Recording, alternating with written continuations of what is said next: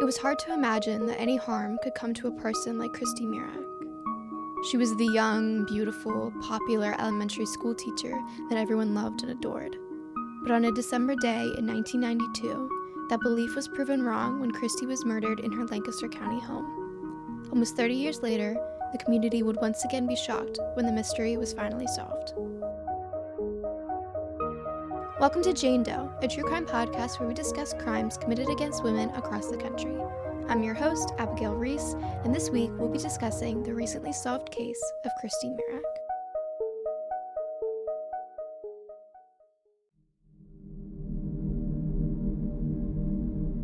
Born and raised in Shamokin, Pennsylvania, Christy Mirack was seen as one of the best. She was blonde and beautiful, but she was also known as being kind, cheerful, and caring. After graduating from Our Lady of Lourdes Regional High School in 1995, she moved to Lancaster County to attend Millersville University to become a teacher. Soon after graduating, Christy took up a teaching position at Rohrerstown Elementary School. To her students, Christy was the perfect teacher. She was bubbly and smart with a caring nature that came across to all of her students. She didn't teach because it was her job.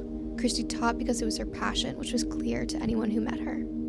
Although she was seemingly open with most things, Christy was fiercely private of her social life. Neither family nor friends knew what happened in her day-to-day life outside of teaching, which would play a significant role in the investigation of her murder. It was December 21st, and Christmas was only 4 days away. Christy was fully prepared for the holiday celebration, having wrapped individual books for each of her students, and planning to go visit her family back in Shamokin. But Christy wouldn't make it to Christmas Day. On Monday, December 21st, 1992, Christy didn't show up for work. As a reliable teacher, it wasn't like her to not show up or call. It was so unusual that alarm bells immediately went up for Rohrerstown Elementary School principal, Harry Goodman. Already concerned for her, Goodman drove to Christy's Greenfield Estates apartment complex. When he arrived, he found the door ajar, which was seen unusual for Christy.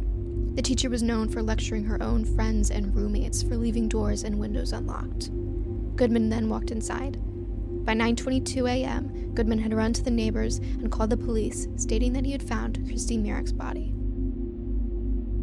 Inside the apartment, investigators found what appeared to be a struggle, with Christmas gifts thrown all across the floor.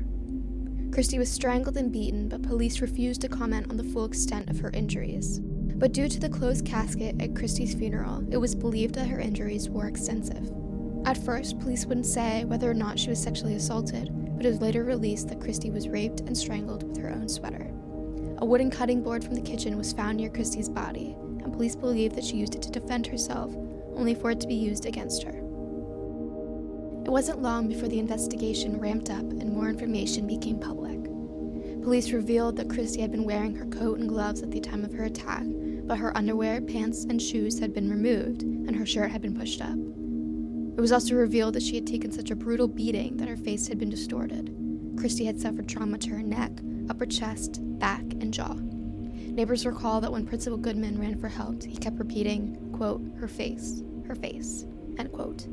DNA of the apparent killer had been found on her body and around the area. Although police interviewed, polygraphed, and dismissed dozens of persons of interest, there were only 2 suspects, one of which was Harry Goodman. It made sense as he had found the body, but police quickly eliminated him as a suspect. The second person they looked at was an older man who Christy had dated, but DNA tests done in 1993 also eliminated him. As for eyewitness testimonies, it didn't add much to the case. Someone reported seeing a man park a mid-sized car in a parking lot across the street from Christy's building and walk towards the entrance of her apartment at around 7 a.m. on the day of the crime, but there wasn't much information other than that. And even without additional information, police went ahead on the assumption that the car and the man were involved with Christy's murder. On New Year's Day, 1993, police announced that they were specifically looking for a muscular white male who was driving a 1993 Dodge Shadow convertible, a 1990 Dodge Daytona ES, or a Toyota, a description that had been provided by multiple witnesses. Over the next few months, the description would change until they were looking for a man driving a 1987 or 1991 silver Dodge Daytona hatchback with sunshades on the rear window. In 2003, a new update came to the case. A reporter for the Lancaster Sunday News went to the police with a strange story of a phone call he received at work. A male caller told the reporter that he had a story idea that came to him the night before when he was drinking with some friends and discussing the case of Chandra Levy, the former intern of Congressman Gary Condon, who had recently been murdered. He suggested that they write a story about, quote, women like her, end quote, who were, quote, promiscuous, end quote, and lived a double life. The man then went on to talk about Christy Mirack and the upcoming 10-year anniversary of her murder. The caller mentioned that he knew Christy's brother and that there was a barn on the Mirack property where Christy would, quote, take men. He went on to call Christy a derogatory name, saying that women like her didn't deserve to die, but what did they expect? The reporter quickly reached out to the police, who contacted the FBI. Although it was too late to trace the call, the FBI believed that the caller was likely Christy's killer. The next big step in the case came in 2017 when investigators contacted Parabon Nanolabs, a DNA technology company. Using the DNA found on the scene, Parabon was able to create an image of what Christy's killer might have looked like at the ages of 25, 45, and 55. The images were released to the public in the hopes that someone would come forward after recognizing the faces. As it turns out, Parabon was able to do far more for the case than anyone thought possible.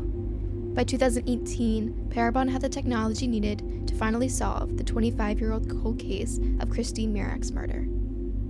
In an interview with Douglas Burig, the former director of the Bureau of Criminal Investigations for the Pennsylvania State Police, he explained to me the technology that went into solving this previously cold case. In the Mirack case, the killer had left behind DNA at the crime scene. That DNA was processed and uploaded to search through the FBI CODIS database, but there were no matches in the system at the time. For more than a decade, people had been using commercially available genealogy websites to take a sample of their own DNA through a cheek swab, upload it to these sites to find lost relatives and to trace their family lineage.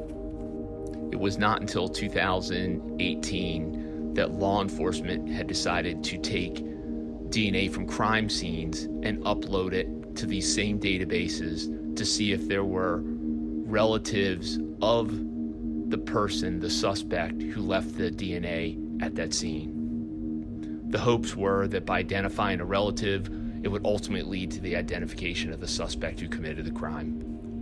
And that's exactly what was done in the Mirack case. The DNA was uploaded to one of the commercially available genealogy websites. And we were fortunate that that DNA sample matched a very close relative that was in that database. In this case, it was his sister. From that point, a genealogical researcher began to establish the family tree, and we were quickly able to determine that it was likely only one male in that family could have committed this crime. After that, we needed to get a direct DNA sample to confirm this. So as part of an undercover operation, we obtained a DNA sample from the suspect, and the DNA lab was able to match it directly to the DNA left at the Mirack crime scene. And that's what gave us the probable cause to effect the arrest. At that time, it was only the third instance where this technique had been used to solve a homicide in the United States. Obviously, since then, there's been a considerable number of cases that have been positively impacted by this technique. The murderer was named Raymond Rowe, known to the public as DJ Freeze. It was June 25th of 2018, and I was in a command post watching surveillance cameras that we had installed around Rowe's house, waiting for the arrest. There was a lot of other state and local and federal law enforcement agencies there working together with me. Raymond Rowe was cutting his grass, and I watched Lancaster City police officers and Pennsylvania state troopers pull up in front of his house and run into his front yard and place handcuffs on him. And at that moment, I knew that was the last time he was ever going to have freedom in his life. The same day, Lancaster DA Craig Stedman announced the arrest at a press conference.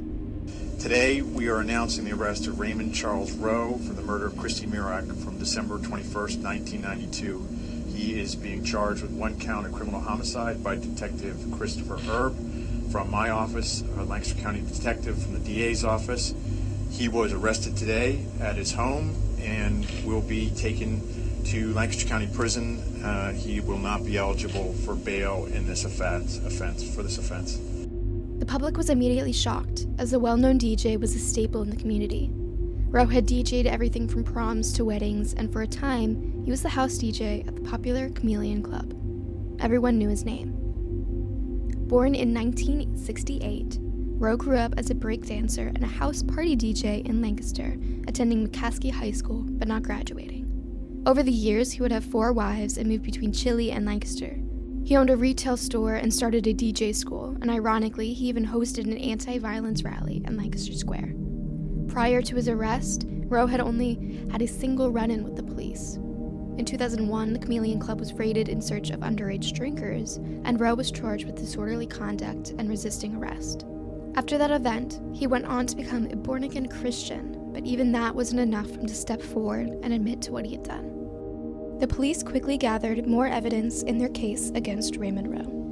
We found out that he, at the time, lived in the 400 block of East Chestnut Street. He worked at Service Master, which is actually just down the road from where Christy's apartment was. It would have been a natural way for him to go from the city on Penny Road to make a right on William Penn Way. He would have passed her apartment hundreds of times and seen her there. One of the things that we know she was doing at that time, and again, I can't prove this, that he saw her, but they would sunbathe outside of her apartment right there, right alongside the road that he would have been driving by. Again, I can't prove that he saw her there, but we can prove that she was sunbathing at the time on the road that he would have naturally driven by tons of times. In addition to that, with him working in that proximity, we also uncovered as part of our investigation that in that time frame, in the spring and summer, before she was murdered, and even a little bit later, there were 3 incidences of what you would commonly describe as a peeping Tom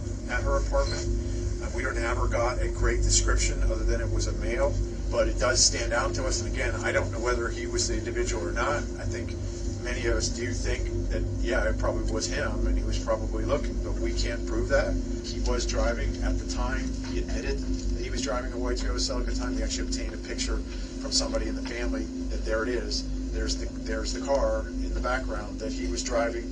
We had a number of other individuals who indicated, a small car similar to a Dodge Daytona, which at that time, you look at the pictures, looked exactly like a Toyota Celica. There is still no real known connection between Raymond Rowe and Christy Mirack, but the police did find a Chameleon Club pass in Christy's pocket, signaling a possible connection between the two. For Douglas Burig and the whole Pennsylvania State Police, the arrest came as a relief. In some ways, it was surreal. I'd worked on this case in some capacity, helping, assisting for over 15 years. So to see the arrest, it was satisfying. I was glad that he wasn't going to be able to live his life normally anymore. Most importantly, I was happy that he was going to be held accountable for what he had done to Christy Mirack. It was certainly one of the most brutal rape murders that I'd ever worked on in my career.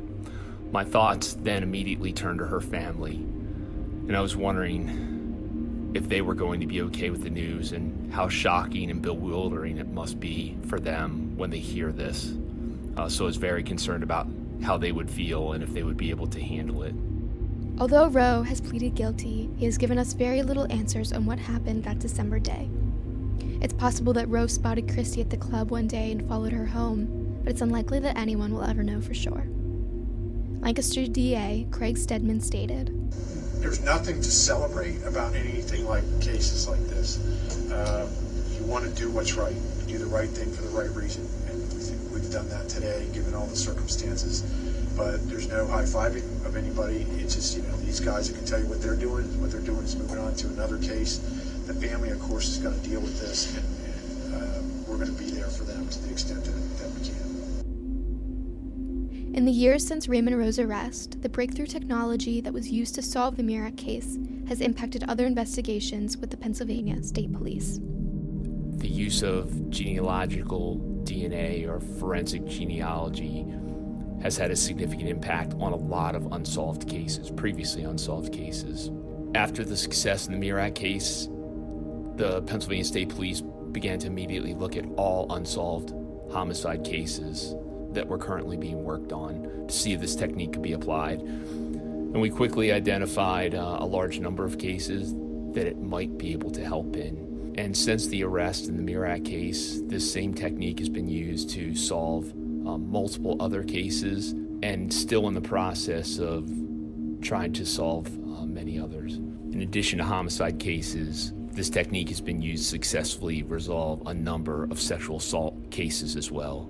In my opinion, the use of forensic genealogy represents a significant breakthrough that will lead to the successful resolution of countless cases that would not have been solved otherwise, and get justice for victims and their families. Even though the family will always have questions, they at least had the opportunity to confront the man that killed their sister and daughter. In court, Vince Mirack spoke to Roe.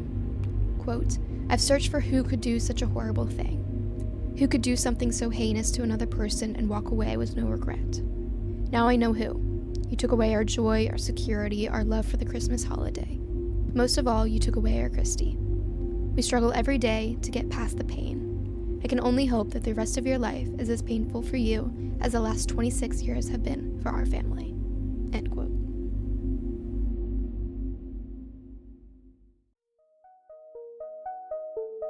This episode of Jane Doe was written and hosted by Abigail Reese. Sources for this episode include WJAL, news conferences recorded by Local 21, CBS News, WHP Harrisburg, and an interview conducted with Douglas Burig. Thank you for listening, and subscribe to hear our next episode.